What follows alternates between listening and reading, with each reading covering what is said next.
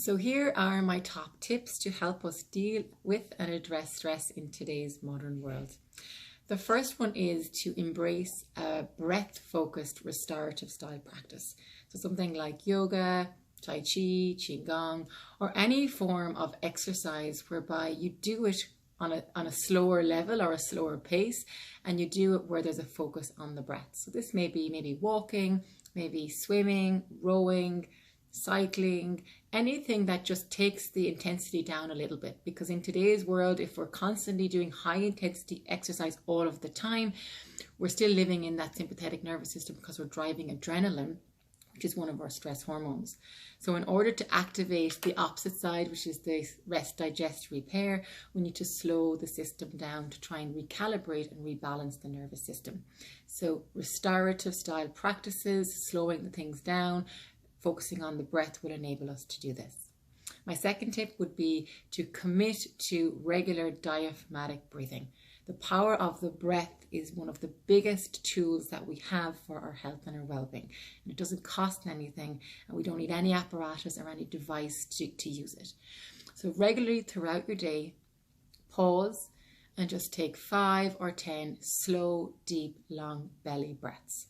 You inhale through the nose, you send the breath down to your belly and let your belly rise, almost like you're blowing up a balloon. At the top of your breath, there's a slight pause, and then you exhale and release it all out and let your belly fall. Let the navel draw back to the spine on the exhale. Repeat this as often as you can throughout your day. Commit to it. It is the one thing that will get you out of fight or flight, which is your stress state, and into your parasympathetic, which is your rest digest state. Commit to it. It's really, really powerful. Number 3, diet and nutrition. So this again is a powerful way of reducing our anxiety and stress. Believe it or not, and don't hate me for saying this, but caffeine drives the body to produce adrenaline. Adrenaline is one of our stress hormones. So if you are already in a stressful state, living in this busy, fast-paced, go world, and you're fueling this with caffeine, well, then you're adding more fuel to the fire, because you're creating more of the hormone that's driving your anxiety. So if you're suffering from anxiety, the biggest thing that you can do for your body would be try to explore reducing your caffeine. Maybe substitute with the green tea or herbal teas or hot water and lemon. Also reducing your sugars, fizzy drinks, alcohols will also benefit your stress levels and your hormones in the body. Also increase your healthy fats, so this will keep you, more satiated for longer, and also things like leafy green vegetables. If you're in a stress state, the body will crave energy. It will crave glucose because it feels like it needs energy to fight the bear or to run away. So if you reduce your stress, you'll also reduce your cravings, which will also help with body weight. Number 4, develop nighttime and morning routines. How you set up your day and how you close down the day are highly beneficial for the progress within the day itself. So create little routines. Maybe it's 5 deep breaths in the morning. Maybe you place your hand on your heart. Maybe you do a meditation. Maybe you do your gratitude. Maybe you say a prayer.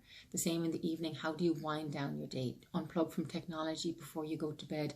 Read a book. Read something inspiring. Do a meditation. These are beautiful ways to start and close the day.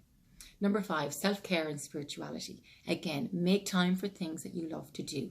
Prioritize things that nourish you, that bring out happiness, that vitality, that energy within you. And therefore, by doing that, you'll naturally decrease the stress and anxiety. Meet up with friends for brunch, have a bath, go to a show, whatever it is that you love to do, try and prioritize it as much as you can. Number 7, gratitude, as I mentioned earlier. Beautiful way to increase the love hormones in the body. When you're in a state of love, you can't be in a state of fear.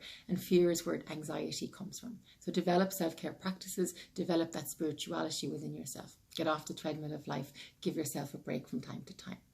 Number 8, things like positive psychology, positive affirmations, the self-talk, the stories you tell yourself are really powerful. My husband always says our life goes in the stories that we tell ourselves. And I truly believe that to be true.